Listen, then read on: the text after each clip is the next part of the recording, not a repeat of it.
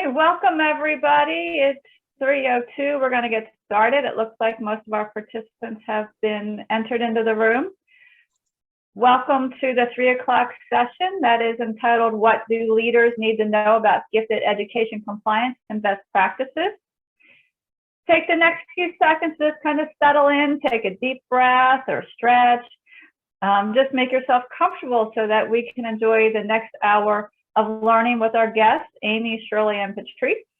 Before I turn things over to them, my name is Sandy Chocolady-White. I'm an educational consultant with Patton out of the East Office that's in Malvern.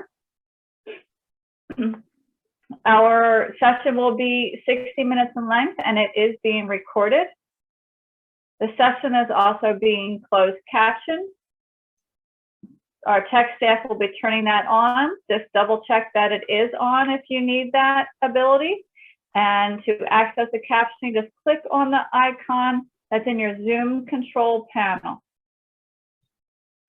I will shortly be popping in the link to the Summit webpage that has all the handouts and other information for you. We will be using the chat box, so just make sure that you know where that is on your screen. And I highly encourage you that if you have a question, please put in the chat box the word question in all capital letters, the capital QUESTIONS, and then follow it with your actual question. That will assist us in flagging your questions that will be addressed by our guest presenters today later in the session. I will also be giving you links to the Act 48 form towards the end, and your Act 48 code I will be giving at the end. Okay, without any further ado, and hopefully everybody has settled in, ready for some learning about gifted ed in Pennsylvania. Turn it over to you guys. Thank you. Good afternoon. It's a pleasure to be here with all of you today. My name is Shirley Meyer. I am the Special Ed Advisor for Gifted Education, and I do handle the entire state. So I'm well informed on what gifted looks like in the Commonwealth of Pennsylvania. I also have a very different background. I started my work, my career in the Air Force, and then from there moved on into the prison system, from the prison system to the public schools, working mostly with emotional support students, and then from there on into the public schools as a special ed supervisor, and finally retiring in 2016 from a Quakertown Community School District. I've had more than 40 exceptional years in education that I wouldn't trade for anything, and I'm back to work, working with the state in gifted education because I just have to advocate for children. So welcome, and I hope you enjoy our session. Amy? Hey everybody, so I'm Amy Davis and I work at the Allegheny Intermediate Unit, and we're located like right outside of Pittsburgh. And the intermediate units, we work with school districts in our area. So I work with the 42 school districts in our county. And then I'm also working with the Department of Education as the Western Pennsylvania Gifted Liaison. I've been doing that for about 2 years. I've been in education for about 27 years and at the intermediate unit for about the last 15 years working in gifted education as half of my job. And then the other half of my job there is working in career readiness. So I'm part of the Career Ready PA team working with PDE, and I'm going to pass it to Patrice to introduce herself. Hi, I'm Patrice Demachek. I work on the eastern side of the state. I live and work in Montgomery County, PA, which is just outside of Philadelphia. Most of my job is gifted and the other half of it is STEM. And so a lot of what we're talking about today infuses both of those. So I'm going to go ahead and real quick put the link to the slides in the chat there. So if you want to access these, there's a PDF of these at that slide. Hopefully you can access those. If your district has blocked Bitly, because some have, just let me know in the chat and I will give you the actual direct link. Our agenda for today is going to start off with a little bit about who are our gifted learners, What are some new trends that we're seeing in gifted? What are some research results? And what is the status in PA in terms of what we're looking at data-wise? Kara, I will make sure I get that to you after my section. What are some common issues in monitoring? And then what are some initiatives that Amy, Shirley, and I are working on with the liaisons this year? And then we're going to have some gifted case law just to bring you up to speed on what's going on there. So when we're talking about our gifted learners, we assume that they're all like the higher end of our of learning, but sometimes we know that our kids might be advanced in math but not in reading. There could be gifted students who are really great at doing the lab work but not strong in memorization or application of the related science formulas. So we know that our kids are gifted in all different ways. They might be advanced throughout their lifetime, or they could be advanced in only certain numbers. And we know that we have kids that are consistently advanced in many or all of our areas, but some of our kids might also have a significant deficit in other areas, and we are calling those twice exceptional here in Pennsylvania. So we know that a lot of times our gifted kids with high ability kids typically learn in 1 to 3 repetitions when it takes the average student to learn 10 or more repetitions. So we need to make sure that when we're looking at the things that we're doing for our young people, we're taking that into account and remembering that MTSS goes both ways. And I'm thinking more about the triangle that we always see, thank you, Amy, that is for our lower learners, and we're trying to reach them in terms of tiers 1, 2, and 3, but we can flip that or make a pyramid out of it. And we really have tiered students that are in tiers 1, 2, and 3 on the advanced side as well. We also know that some of our high ability students, they've mastered content, but they need supports to be continued to challenge their new learning. We're looking at some of the PIVAS data that we're getting in across the state, and we're noticing a lot of red in terms of their growth. And so we need to really think about how are we going to continue to challenge our young people.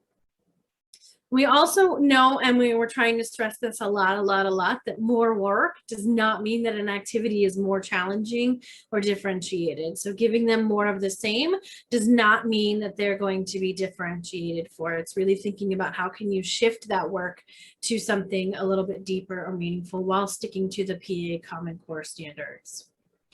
Some potential causes for advanced underachiever. We know that there are a lot of our young people that tend to either mask their giftedness or hide it. So really, we're trying to really think about what are some potential causes for those students. It's looking at the fact that sometimes they believe that their learning doesn't have meaningful, relevant, or useful real life application. And sometimes just having a little simple statement of how this can be applied later on in life would be really helpful and go a long way in terms of helping our gifted kids regain that focus. There's also, especially in the middle school and high school levels, there's a huge fear of being rejected for being different. If they were spotlighted in elementary school, oftentimes by the time they get to middle school, they really don't want that attention anymore. And as you know, as our young kids grow, the less they can stand out, the better sometimes. Occasionally they have goals that are don't feel like that they're attainable, or they don't have goals that are going to be set to meet their needs. And so sometimes they just choose not to do the work. They also have the fear of getting more of the same work for early completion if that's been something that's been established in the past. And they might slow down doing their work or turn something in that might not be completed just so they don't have to do more of the same work. A lot of our young kids really struggle with perfectionism, and this is something that they carry on through the rest of their lives. And working through perfectionism really helps when you're talking about some things like growth mindset, moving from a fixed mindset to a growth mindset is really hard for our young people, but something that's imperative for them in terms of growing up. Some other causes are work that's too easy or too difficult, having a lack of opportunity for students to demonstrate what they know in ways that are compatible with their learning preference, and then lack of opportunity to learn about areas of interest. Sometimes they get frustrated because they're interested in something but can't carry that quest for knowledge into those areas. And Carlton, I completely agree. Concurrent disabilities, twice and sometimes thrice exceptional, do also affect our young people. So some new trends that we're seeing in gifted. We're looking at some things that we're looking in terms of intermediate units. We are looking at talking to our 29 IUs about book studies around collaboration, co-teaching, and coaching in gifted education. We're going to be working through that and helping our IUs become even better. They're outstanding liaisons for the state, and we're very fortunate to have this awesome group of support that works with Amy and Shirley and myself. So we're going to dig a little deeper into collaboration and co-teaching and coaching in gifted ed. It's a fabulous book if you are looking for a little light reading over the summer, as I know you guys have a ton of time to do. We're also going to be looking at developing acceleration policies. We're going to take a deeper look into that a little bit today as well. And we are refining and defining and implementing differentiation across all content areas. We've done a few sessions on differentiation and what that really means for our young people. So those are a few of the new trends that we're seeing here in Pennsylvania that we are actively working on. So I'm going to talk a little bit about the State of the States report. This is a document that's put out by the National Association of Gifted Children. And what I did was put together an executive summary just to give you a quick overview of the information that's in this 237-page document that looks at every single state in the United States and tells you what you're doing that other districts are or other states are not doing, or what you're doing vice versa. So if you look at 49 states and the District of Columbia do provide gifted services. Pennsylvania is definitely doing that. We are on a mission at this point to continue to improve the value of gifted education across the Commonwealth. Half of the states have standards and guidelines. Pennsylvania is one of those. We have Chapter 16. We are constantly looking at how to update and revise that. It has to go through the State Board of Education prior to being reopened. So we are living with a document that was designed and developed in 2008. So it's a little antiquated, but until they open it, we can't do much about it. Half of the states provide one FTE statewide dedicated to gifted, and that's what my role is. All of the 50 states have only one of us doing gifted education for the entire state. And half of them provide funding to local districts for gifted education. Pennsylvania does not. We are actively seeking funding sources, but have not been able to find anything that we are eligible for at this point. State level oversight, training, and credentials. Pennsylvania does do this, and we are actively reviewing pre-service training. One interesting, well, I'll get to this, 35 out of 46 require an endorsement or certification in gifted. Pennsylvania does not. You only have to have an instructional 1 or 2 current active certification to teach enrichment. If you are teaching and you're the teacher of record for a content area, you have to be highly qualified and have the right credentials for the content and the grade level that you're teaching. This is very interesting. 3 out of the 51 respondents require pre-service training in gifted. What that means, and Pennsylvania does not require that, in all of our universities and colleges, we do not require any pre-service training in gifted. So people are coming out of universities and colleges with absolutely no information about what it's like to work with gifted children. 44 out of the 51 have a state definition of gifted, and Pennsylvania does have one. 42 of those 44 require state definition to be used in identification. Pennsylvania does that. 38 out of 51 do not require universal screeners, or the decision is made in the local district. Screening and what your screening looks like is a local decision. We do require a process for screening and evaluation under Child Find. However, you do not have to use a universal screener. That's a district choice. 30 states with the data report of 2% to 19% are identified as gifted. Pennsylvania, we have the average is 3.53. So we are keeping track of that. 1/2 have a law or a rule mandating gifted programming services. Pennsylvania has that. Barriers, the biggest barrier for Pennsylvania is funding. People are so willing to do the gifted and improve the gifted, but without funding, it's very, very challenging for our districts. K-8 differentiation in the regular classroom, yes, Pennsylvania is doing that. High school advanced placement, yes, Pennsylvania is doing that. Vast variance in monitoring procedures and ability to monitor. We monitor 10 districts a year, and that's pretty much what we do.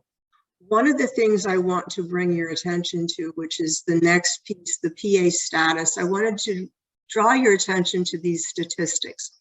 One of the things that I find very interesting and challenging is the fact that our minorities and socioeconomic status students, our ELAs, are not getting nearly the identification, and there's no equity that we can actually see. Any of the columns on the left represent the numbers of students who are twice exceptional. So they have an IEP and a GIEP. Okay, so you can see the yellow line, the gold line, is those that have both. The blue line is that they don't have both. This side of each of these charts represents low socioeconomic status of those identified as GIEP only. So you can see that those with the yes is falling well under 10,000, and those with no are falling in the 40 and 50,000s. And this is over 5 years. English language learners, same thing. This is your IEP side. This is your side that you want to take a look at, or what does it look like for English language learners when it comes to being identified. And you can tell the little blue lines are the number of students with GIEPs who have been identified and who are English language learners. The gold are not. So you can see that they are well above the line. The gifted eligibility by grade, you can look at these and you can see that kindergarten, it doesn't even come up on the charts, but there are students who are identified in kindergarten. First grade, there's a smidget of them that are identified. Second grade, third grade starts the incline. That goes up to about the 8th grade, 9th grade, and then it starts to come back down again, that they're not being identified after certain grade levels. 5 years of eligibility by gender. You can see that eligibility by gender is not a problem in GIEPs. It's pretty much even male and female, with the males being slightly higher than females. And then the same thing with those of the students who are twice exceptional. The next is by race. This is probably the one that bothers me the most. The green line is white. Those identified with IEPs and GIEPs are all in the white category. Asia is second, and it's way down here under the 2000s.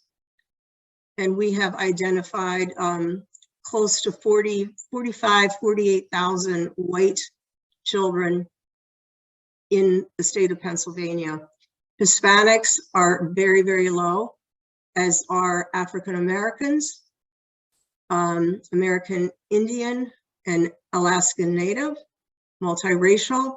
So this is the area that I feel really strongly about that needs some work in Pennsylvania. So if you're looking at revising your child find pieces, it would be really a good idea to start looking at what does it mean when you're looking at the equity piece in your community. And then I believe I'm going to turn it over to Amy at this point.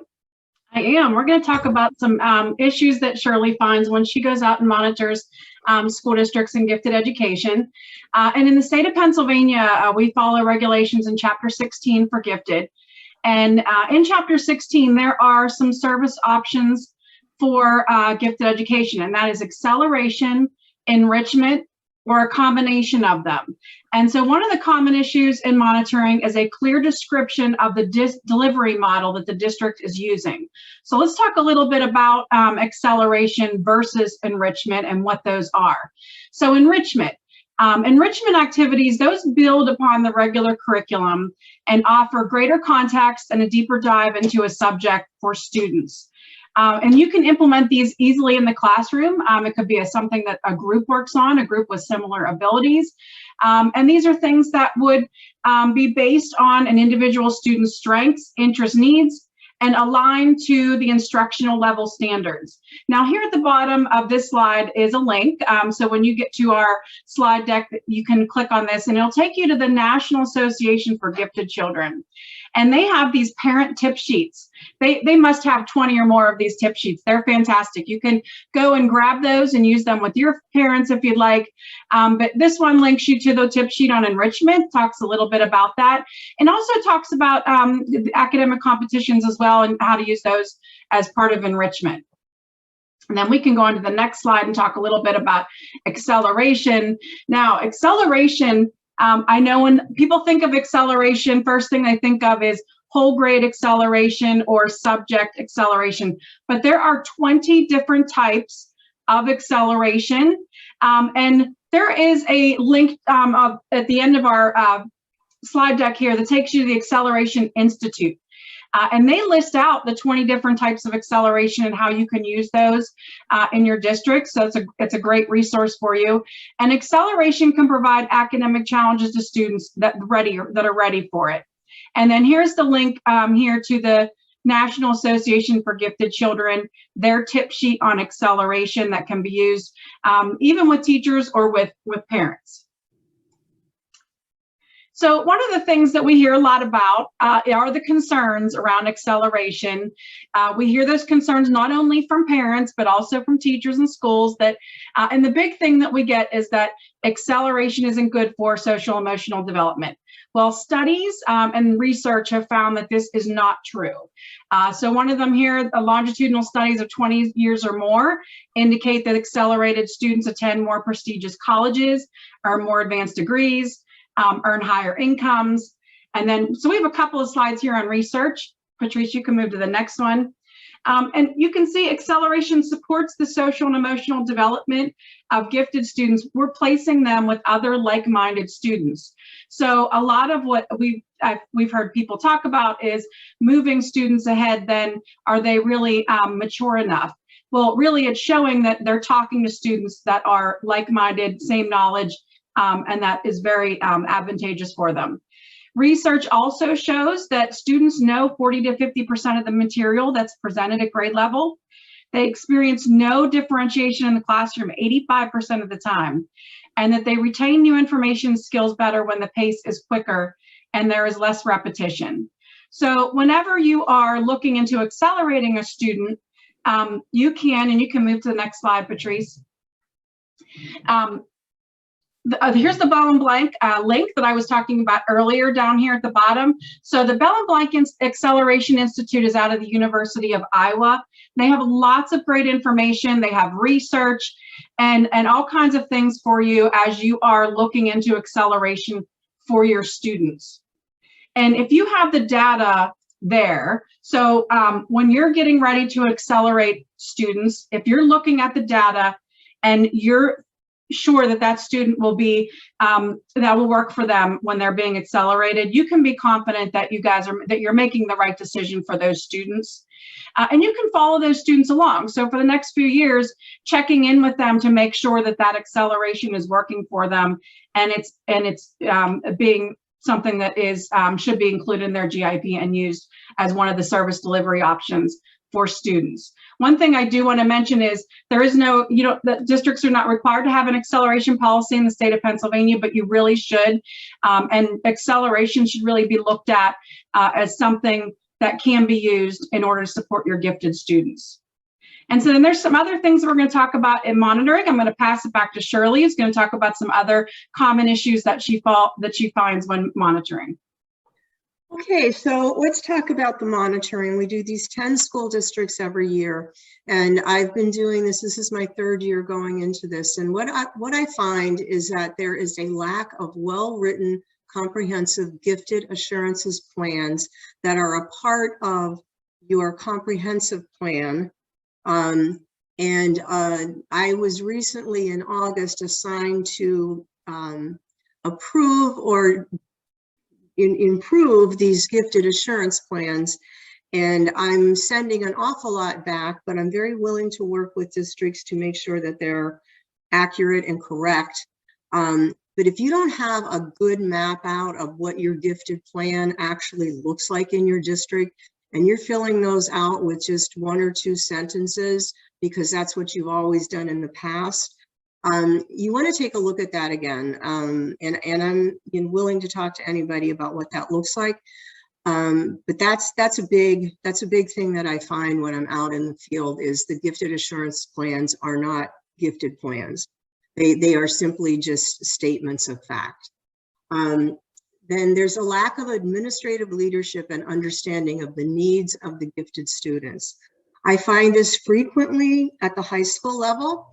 And, not that people aren't trying to do what they can do, but I can tell you that what we find is that gifted students' administrative leadership doesn't understand why a teacher can only have 65 on a caseload if they're a full-time equivalent. They don't understand why a gifted student needs all of this because they're smart and they can get it on their own, which is a myth. They need a lot of support, particularly those students who are social and emotionally delayed, and those who have high levels of anxiety and have mental health issues on top of what they're dealing with all the pressures of school and social needs. Lack of professional development for general ed teachers, IEP case managers, and administration to support the gifted support teachers. I'm still finding many districts out there that the gifted support teachers are operating on islands of their own. There is not any support or very minimal support, that general ed teachers are not a part of the process, that getting documents is not a part of the process from the gen ed teachers. And that all comes from the leadership end. That has to be encouraged and supported through your administrative leadership. Without that piece, a lot of these programs are not going to improve, and they're going to continue to do more or less the competitions as opposed to a true gifted program. Lack of professional development, we talked about that. And in part of Chapter 16 requires you to train all teachers, no matter what their role is, as a, in gifted education on a regular schedule.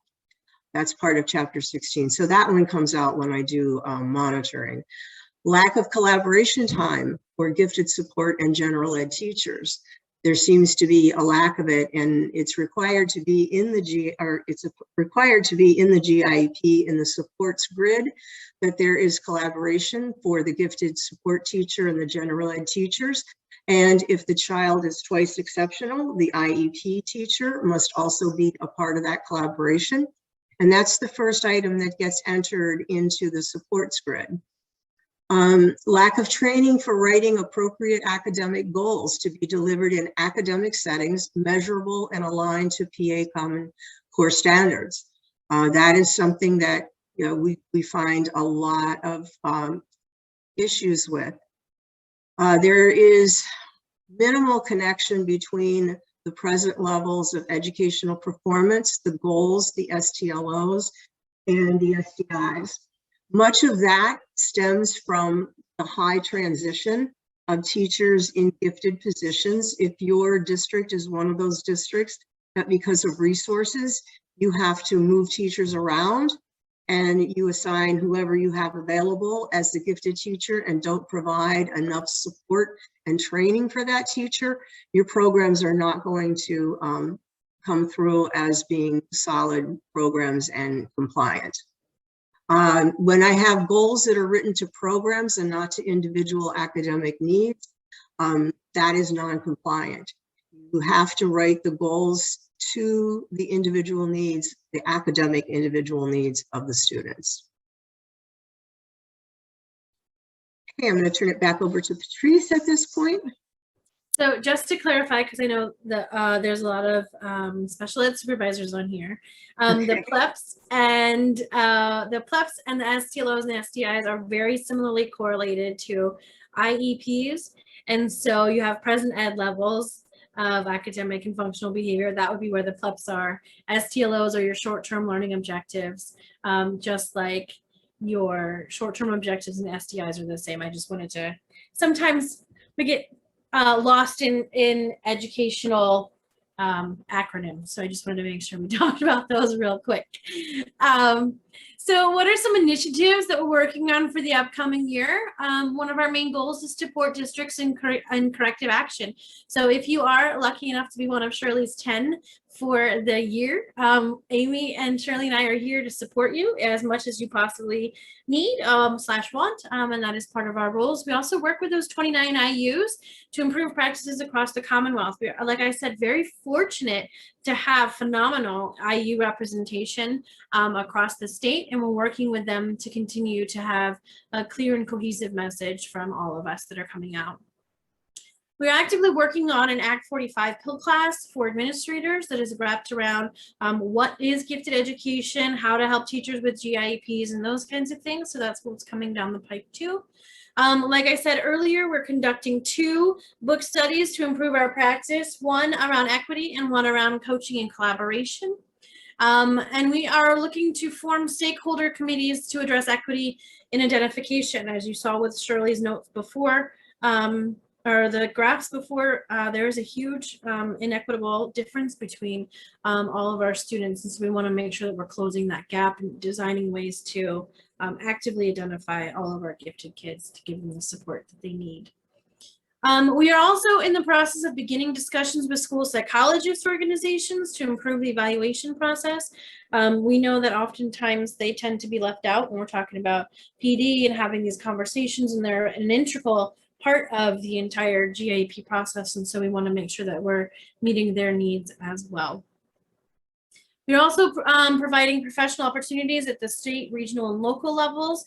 I don't know if we mentioned this before, but Amy and Shirley and I do a lot of PD in districts. So if you need any help or support, we are here to help you. We'll probably partner with our local IUs just because they know the footprint better, but we will also make sure that we provide that for you guys. We are also partnering with PAGE, which is the Pennsylvania Association for Gifted, and NAGC, which is the National Association for Gifted. So we're making sure that our messages in PA are consistent, and we're all 3 of us are attending those conferences this year to continue with that. We are also preparing for our next Board of Education roundtable discussion process that should take place in 2022. And like I mentioned before, we're doing an equity book study with our gifted liaisons. Shirley's going to share a little bit about case law. Yeah, so these are going to be brief. I just wanted to bring to your attention a couple case laws that are case law cases that are important and to the gifted world. I get a lot of calls from districts about parents wanting districts to fund the dual enrollment courses. Scott S. versus Department of Education 1986 made it clear that gifted education is not without limits. And in the BG versus Abington case, they also came out and said it was never intended for any district to become a Harvard or a Princeton or any of those things, and that the cost of the dual enrollment would fall on parents.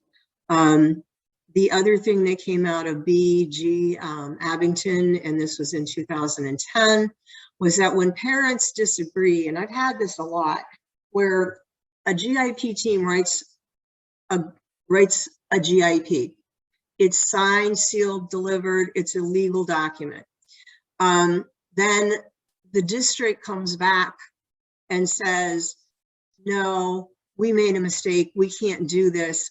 This is something that doesn't fit with our policy or our typical procedures. So we're not going to honor this GIP. This case indicates that that cannot happen. A district cannot come back and renege on a signed, sealed document after the fact, and a parent cannot do that either. So if they've got an agreement, then unless they start a whole new GIP team meeting and discuss something that the parents are having an issue with or the district is having an issue with, but to go back and rewrite that GIP that's been in place for months, the districts, the courts are saying, no, that cannot happen, that they have to live with the case that's available there. Okay, then the next one, I have two more. They're very brief. I thought they're good reading. This is those of you that are getting into twice exceptional. Our twice exceptional population is growing rapidly. I don't have real good solid information on that yet because people are still not filling out the PIMS reports correctly, which I will get to. That the district prevails with the Council Rock versus ES 2012 twice exceptional evaluation dispute. This was extremely intricate. And for those of you, particularly those who are new and have never been through a case, you should really read this particular case and see how your district can be impacted by these case laws. The next one was the school district versus Central Dauphin School District in 2016, which is getting closer to where we are now. And this is one I hear a lot about. And this is why I talk heavily about acceleration policies to administrators, is because I've had parents call me last minute where they thought they had agreements. The district didn't put the information in the GIP, but they gave them a verbal agreement that a child taking an 8th grade course would receive credit in the 9th grade for the course. And if I've responded to 15 parents just in the last 6 months, that's an underestimate of the parents who are going through this. So it's critical to look at what is your acceleration policy and are your districts at the different levels all on the same page? Because that is so damaging to a gifted child. It's punishing them for something that was not their fault.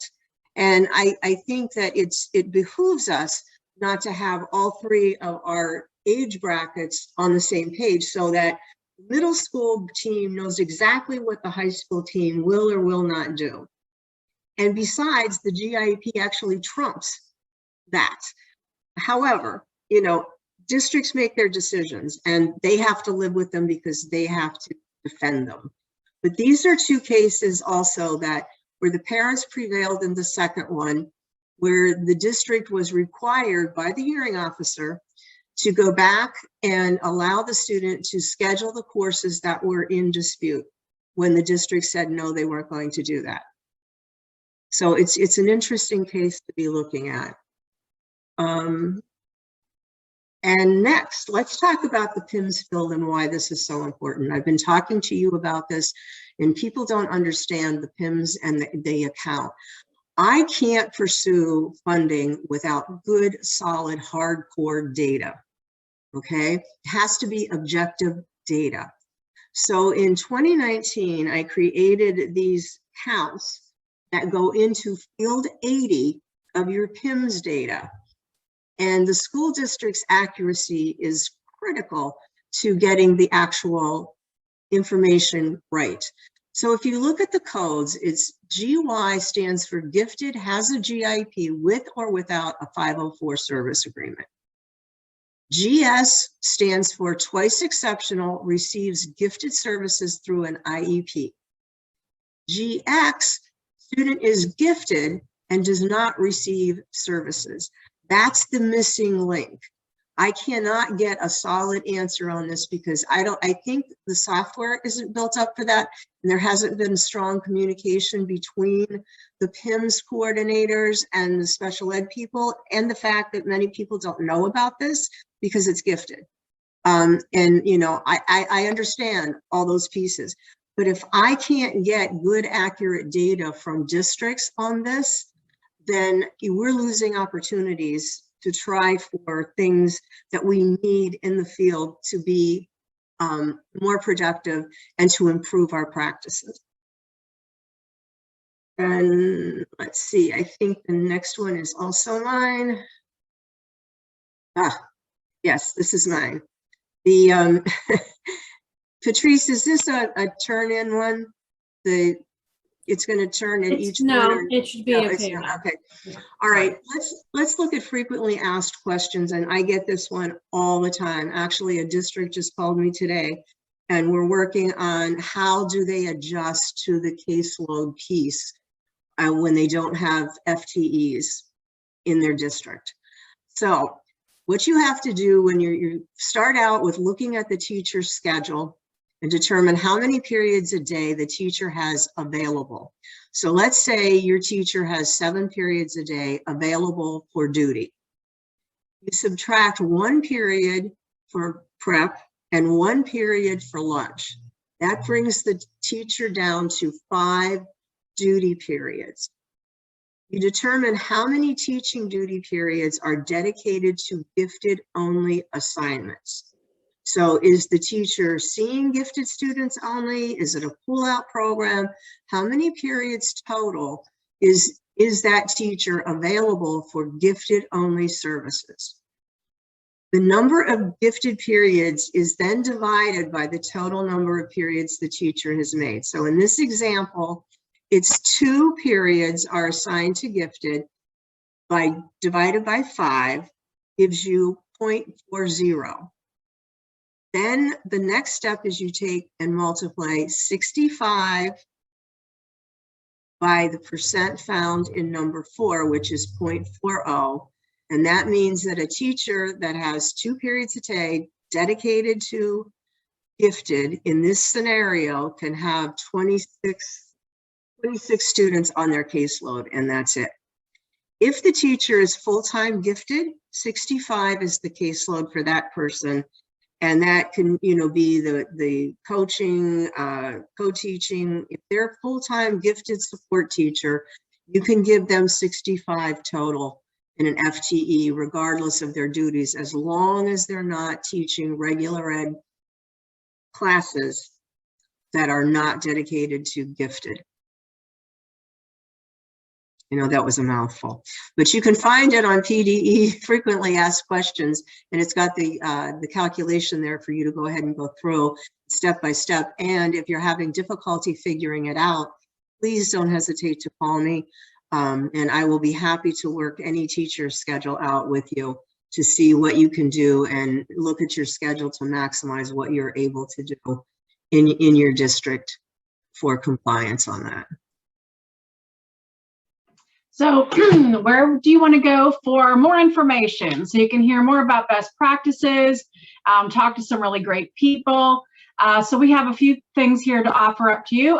First is these statewide administrator meetings. So we started these actually last year virtually because of the pandemic. I know they worked really, really well. And our registration for these will be coming out probably August, September timeframe. So what we do is they're 2 hours long.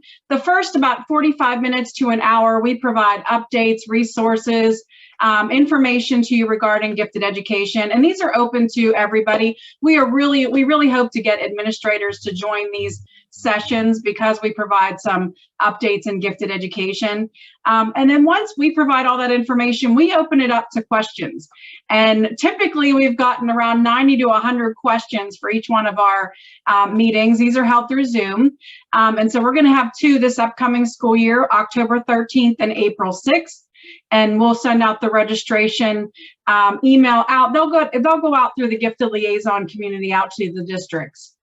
Next one is PAGE. So the Pennsylvania Association for Gifted Education is a great resource for gifted in the state. They have not only webinars, they have publications and newsletters that go out.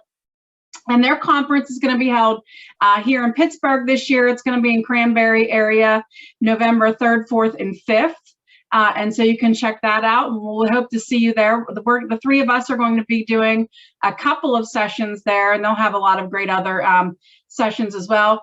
And then the National Association for Gifted Children, they're having an in-person conference in Denver, Colorado this year in November. They also have a number of webinars and online programs as well that you can check out that are great. And then Patrice and I have been doing virtual gifted boot camps, and we've been doing gifted GIEP goal training virtually as well. And those will be coming up this school year. We also have a gifted NPA newsletter that we send out quarterly. And so that will be coming out through the Gifted Liaisons in September. And then as promised, we have tons of resources for you. So all of these links here are a bunch of great information related to gifted ed. So the top one there is the Office for Dispute Resolution, and you can check out not only the cases in special education, but also in gifted education. There are links there to NAGC and PAGE, which are those organizations that we've mentioned. PDE has a website called SAS, and if you are not a part of it, I suggest you get a login there. You go to pdesas.org, and in there we have a gifted education community, and the biggest part of that is we have a content repository full of information on gifted education. So if you're looking for some old presentations or some documents, you can find those in there. You're also welcome to email any one of us and we can share that. When I talked about acceleration, I was talking about the Bell and Blank Center, and the link there is to their Developing Academic Acceleration Policies document, which is fantastic. And one of the writers of that is Dr. Ann Shoplick, and she's from Pittsburgh, so we have a Pennsylvania native there that is part of the Bell and Blank Center. The Acceleration Institute link takes you to those 20 different types of acceleration that I was talking about earlier. And then one of the things that Patrice and I did last school year, we worked on some Padlets. So Padlets are really just a bunch of resources for you. You can click through those. We have a gifted administration one, gifted teacher Padlet. And then this Strategies to Support Gifted Learners Padlet was one that we started working on together as we were doing gifted boot camp. And the teachers that took boot camp were asked to add to that. And so it is full of great resources right from the field from teachers that found these great links.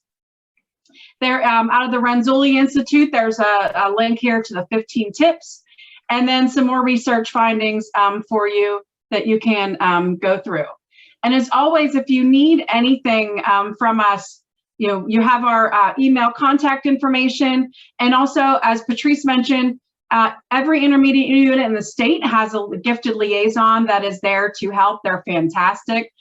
They can answer your questions. A lot of them provide networking opportunities or other kinds of various programs in person and virtually. So you can connect with them to find out what's being offered in your region. And so we have about 10 minutes left, and we're going to leave that time for questions if you have any questions. I didn't see if any came through yet. I'm not seeing any, Amy. If anybody has a question, please feel free to type it in the chat.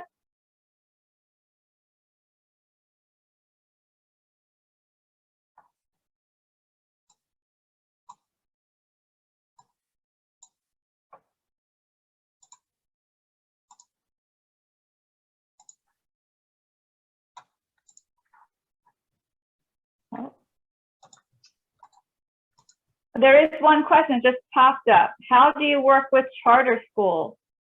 Oh, okay. That's a good one. That is a good one. I think I can answer that for you. Charter schools, this is really interesting. Many people don't know this, but charter schools fall under Chapter 711 of the PA Code. They do not adhere to any of the regulations or statutes in Chapter 14 or Chapter 16. So public schools have a requirement to do an evaluation for gifted for students who attend charter cybers, parochials, private, regular charter schools. You have to do the evaluation, but that's where it ends. You just end the, you do the evaluation, you provide it to the family. Unless they move the student or re-enroll the student in the public school, there's nothing else you need to do. If the charter has, the charter includes gifted education, then it's on the charter school to do that work. A public school does not have to provide any services to any charter or cyber charter schools for gifted students. You would treat them as a withdrawal and then a re-enroll. Okay, we have another question. What are typical problems with the identification of gifted students, as in problems with the evaluation/identification process? Thank you. I think that for me, what happens is there's a variety of people that every district makes its own decision on what identification looks like, as long as they're within the parameters of Chapter 16. So you can imagine 500 school districts all doing their own thing. And what I find the most, where there's discrepancies, is when a child has an IQ in that 124, 126 range, and the school district is not really thoroughly looking at the multiple criteria, and or you have a child with a disability and you're not looking through the multiple criteria to be able to tease that out to make sure that you are not unidentifying students with disabilities. Each district has its own threshold of what it will look at. However, Chapter 16 says that you can go down to like a 124, 125 if the student meets all the multiple criteria components. So I think that those are the things that I see in evaluations. We also see in evaluations that the clarity of the reporting on the GWR doesn't always transpire to the teacher who's trying to write the present levels of educational performance. If they aren't able to go manage through that because they don't know the psychological language. I think one of the things that could help with that is that districts have coordinated efforts with the psychologists to teach the gifted teachers how to read their reports and what that means, so that they, you know, especially when you have a high transition of gifted teachers, it's very hard to look at these data points and really understand. So oftentimes we get in the GIEP just a one-liner that says, oh, the benchmark, the student received a 99th percentile. Well, that doesn't tell me anything about educational level. It actually tells me nothing. So there's that disconnect that we have when we talk about the disconnect between the flow of the GWR to the GIEP, to the goals, to the STLOs, and to the SDIs. Does that make sense? And the emails of our three presenter are in the chat if you wish to get in contact with them, as well as on their slides. There is one more question before we wrap up, and it says, are there grants available to fund gifted ed for charter schools or public schools? Javits grants were the only ones that we had available that were designated for gifted. However, during the 2020 year, they were removed from the federal government's budget. And so there have been a lot of conversations across the United States. I serve on a council for directors of gifted for the 50 states. And there's a lot of push from our advocates to try to get that put back into the federal government's, world of politics. We think we might have a better chance at this time because politically we have educational advocates in the arena, but we don't know that. It could go any way. It just depends. But that's the only ones that there are. You have to keep watching for Javits grants. Now, National Association of Gifted Children has Javits grants for individual children who meet the criteria and for new teachers also. So you might want to look at their website to see what's available from them and monitor them for the Javits grants. It looks like there's another one in there, a couple more questions. Yeah, it's a continuation from Suzanne. When determining the FTE gifted only assignments, what if they co-teach a class to work with their students? Does that count as gifted only assignment? However, if the IQ test does not norm or validate, this is another thing. So the full-time, the FTE gifted only assignments and co-teaching. If the teacher's co-teaching, because she's co-teaching for the gifted population in there, that would be decided that it would be a gifted designated time. And then a quick one, Emmeline Augustin, which website are you referring to? The Javits grants that Amy just put in? The link for the Javits grant just got popped in, if that's the one you meant. Okay, great. Okay. And then there's just the comments. Okay, and we are 2 minutes before 4 o'clock, so we want to be cognizant of everybody's time this afternoon. I popped the code into the chat, and if for some reason you're not able to see it, it is HPGE3, as in H happy, P Peter, G go, E elephant, and the number 3. Also would like to thank everybody for being here. Make sure you use the link to access the survey that opens up tomorrow at 3:30. That will be due by the end of the business day, Friday, August 6th. You just may want to do that sooner rather than later. Highly encourage you to be back online tomorrow for our 9 a.m. Our keynote speaker is Trish Andrews, and she will be discussing due process during the pandemic. And we have lots of other great events going on tomorrow, so we look forward to seeing you in the morning. Thank you, and a great shout out to Shirley, Amy, and Patrice. Thank you. Thank you.